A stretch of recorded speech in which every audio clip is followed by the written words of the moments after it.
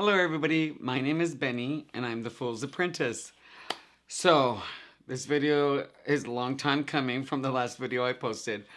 It's been a challenge trying to get the time to study and do my journaling and go over the cards and take Lisa Papez's free class online. I mean, it's been a challenge.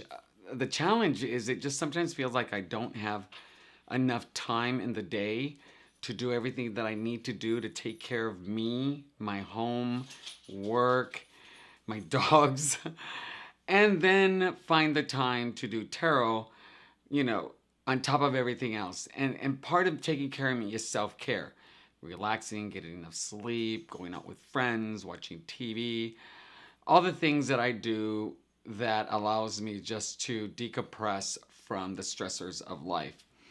So it's taken me a bit to make this video. But with that said, I was studying this week, doing all the things that I was supposed to do, and I was going through several books, and it was challenging with some of the books because I don't have bookmarks, because the books, not all of them have covers where you can use the cover to, mark your page.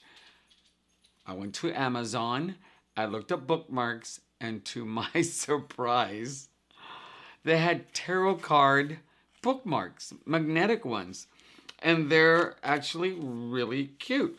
So I thought I'd share them with you. So these are the cards. Let's see if they focus. They're adorable. And so I think it comes in 2 packs. I think it's 2 packs. Let me see. Oh, yeah. Here's the other one. So that I think I showed you those. So here's the other ones. Do I have them backwards? No, I don't. So these are the other ones. They're really cute. And so I was like, all right. And they're magnetic. So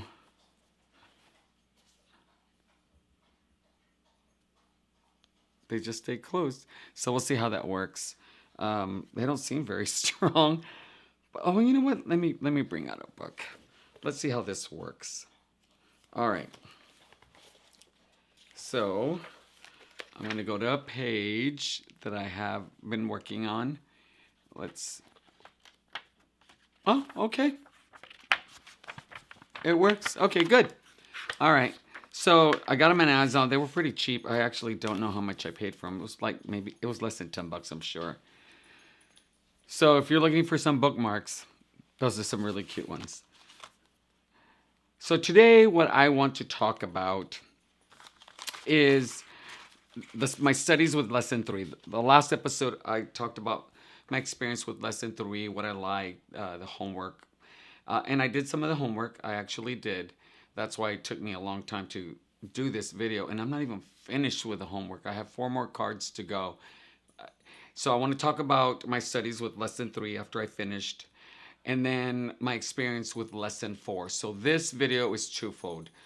My studies with lesson 3 and my experience with lesson 4. And I had a couple of challenges with lesson 4, just like I did in the first one, finding those words that really connected to the card, and really having to, flip through a lot of books and guidebooks. Well, I say a lot, because it was time consuming, more than I expected, but well worth it.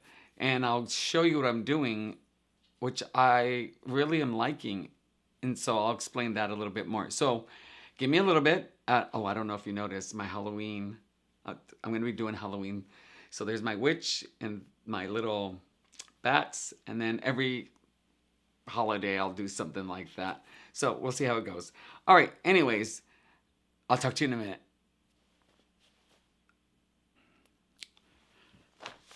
So I'm back. So the next sequence of cards was Justice all the way to the World. So we finished the second half of the Arcana section, the Major Arcana section of the deck.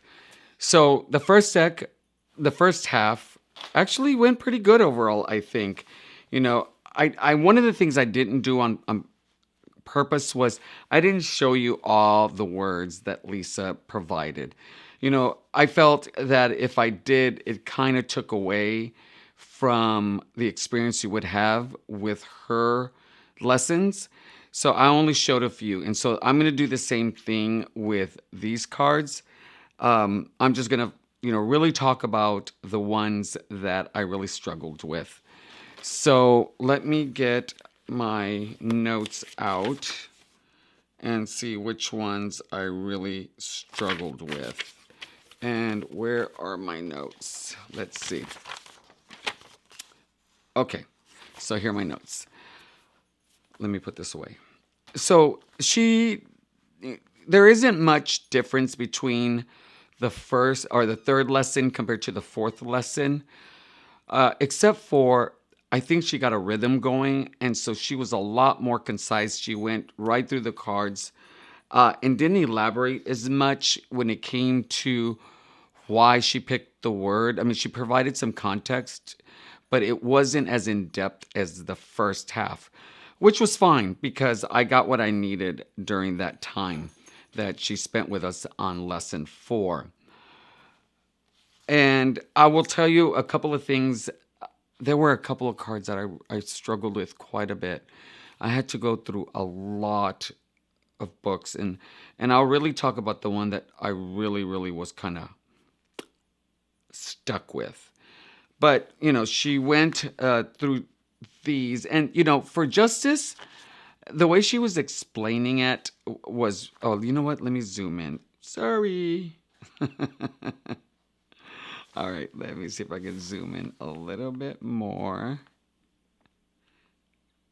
Okay, there we go. So the way she was explaining the reason she picked consequence, her explanation really felt a lot like karma to me. What you put out, you will get in return, regardless if it is a positive or negative consequence. And I was like, gosh, that really sounds like karma to me.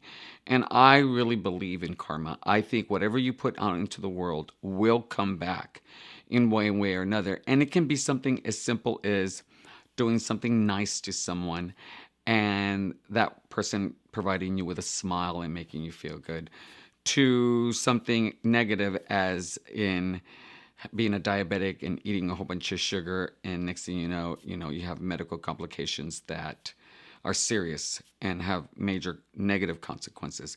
And I really liked that she talked about consequences and how it tends to be a negative connotation to it, but actually a consequence is positive or negative for any situation.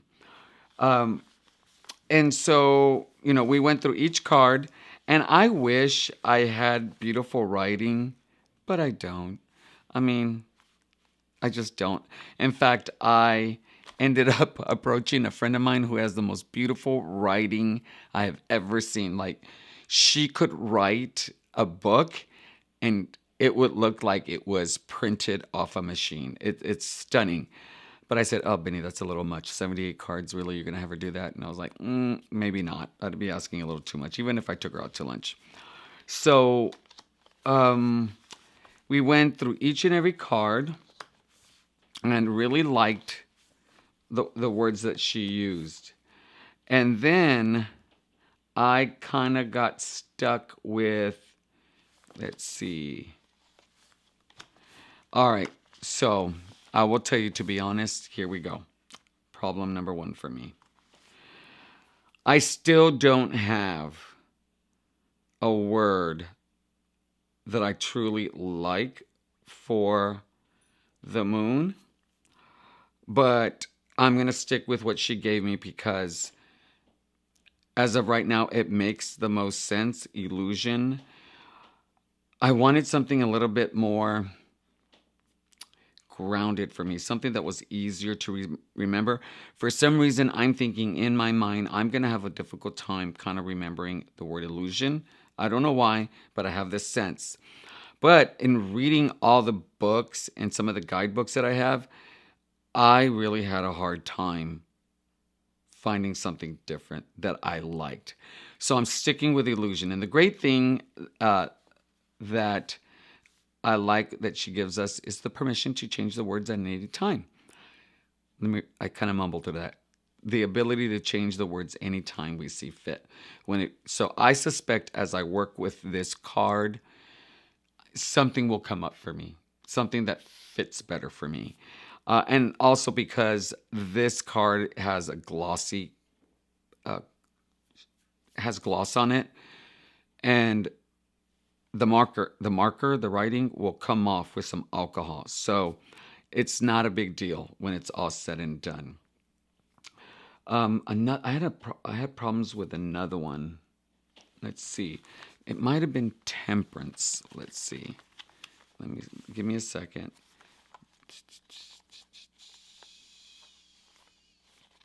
Where are you? Where are you? Let's see. Where are you?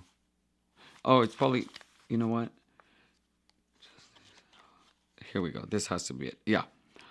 So she used the word equilibrium. And I didn't like it. I did not like that word. It just seemed, I don't know. I know what equilibrium means. I just think it's too complex for me with this. And, as she was describing why she picked it, I'm like, that's balance. It's balance. It's just a very simple, easy concept for me to get. Not that equilibrium really is any different. I just like this word better. It just seems more me. And so that's what I went with. But again, I had to go through the books and cards. And I'll show you, as I did last time, which ones I ended up using. And then finally, let's see. I had the sun, I also changed. So she had illumination. And again, that word is just like equilibrium. I know what it means. I have no problems with the word, comprehended. I can tell you what it is, all that stuff. It just didn't resonate as much as awakening did. And I love the idea of having like a spiritual awakening from everything you went through from the previous card, where things could be not as what they seem. And then all of a sudden having clarity and having this moment where everything comes into place. So same thing. And then everything else, I think I used everything else as, let's see, did I change anything else? I don't think I did, no. Oh, you know what? I did change this one. She used suspension for the hangman. And as I was like, let me look into it. She was explaining it just fine, like she always did with everything else. But I was going through the books, and acceptance just really fit for me. It's this, for me, the card really shows that when you stop struggling, when you allow yourself to stay in the moment and just accept the situation as it is, then you can see things clearly. You can make decisions that you need that will benefit you in the situation, which will maybe even require you to look at a different perspective at the situation. But if you're there and you're struggling, your main focus is getting out, getting away, removing yourself from the situation. But if you stay in the moment, regardless how uncomfortable it is, and you accept where you're at, you can become very present and figure out what you need to do. And so this acceptance really set well with me. So that was the third card. Those were the cards that I really struggled with. So what did I do? So let me zoom out a little bit. Oops. I love my little backdrop. It's a skull.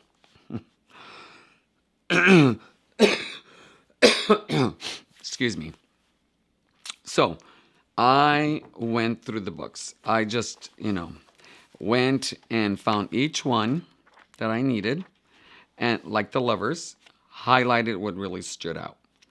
And then I went through the tarot book, this tarot book, and I don't think I highlighted anything here. No, I didn't. Went through the Druidcraft as well. See, highlights. So I went there.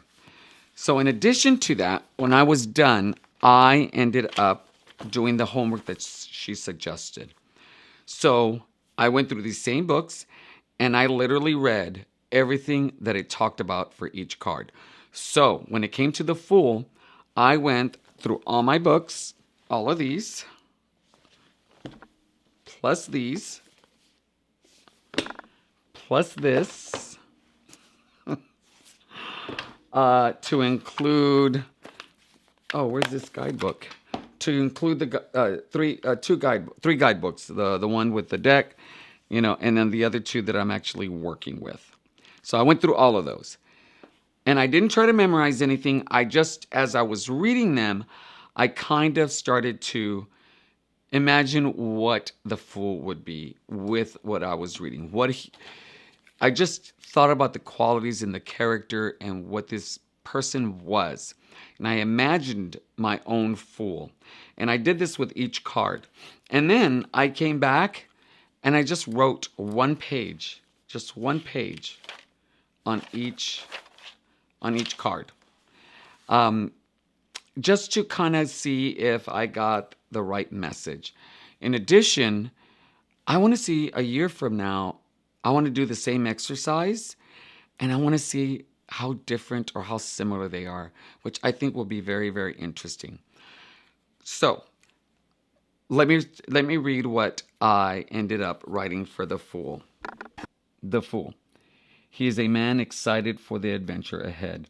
He stays present so he may truly experience his adventure. The Fool will learn a great deal from his journey. He will experience many triumphs and setbacks, but he will face them head on.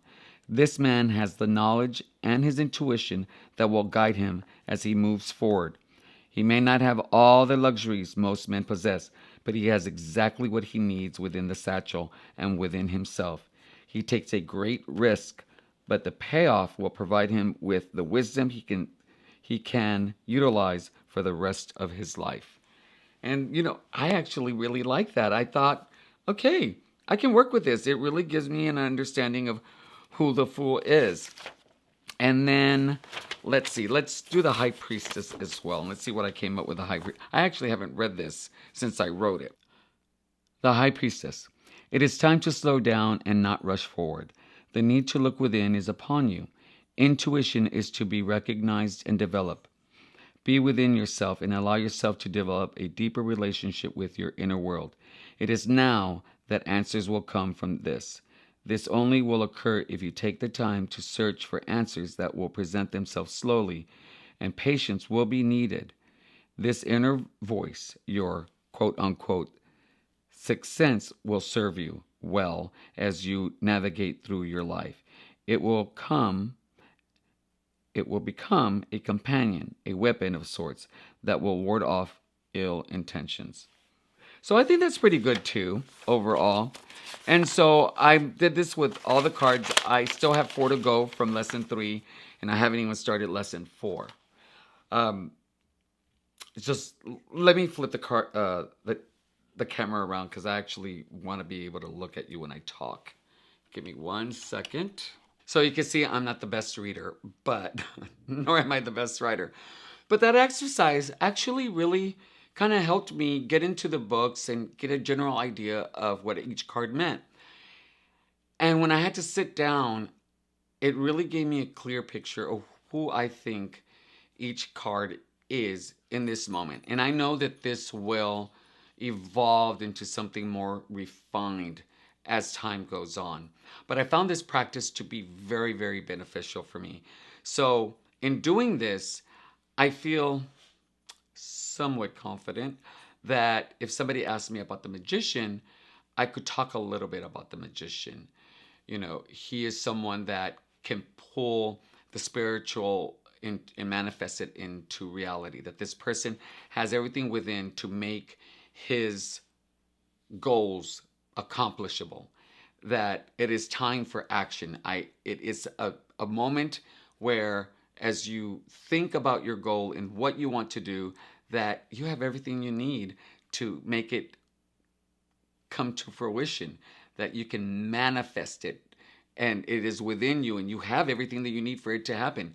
So, like that, what I just did, I don't think I would have been able to do that had I not journaled about it. Because as I'm telling you, I'm seeing this magician that I wrote about in my mind. So I don't know if anybody else would find that beneficial, but that really worked for me. Uh, and I'm also, I'm really curious. I want to know, does it, in the beginning, I talked about, I really struggled with really studying. Like, I am really enthusiastic. I'm really excited to do this, but I'm having a really hard time finding where to put it in my schedule and to do it in a way that doesn't feel I'm sacrificing self care. Because self care is very important to me. I'm in a profession that can be extremely draining, not only psychologically, but emotionally and physically. So I need my time to just decompress.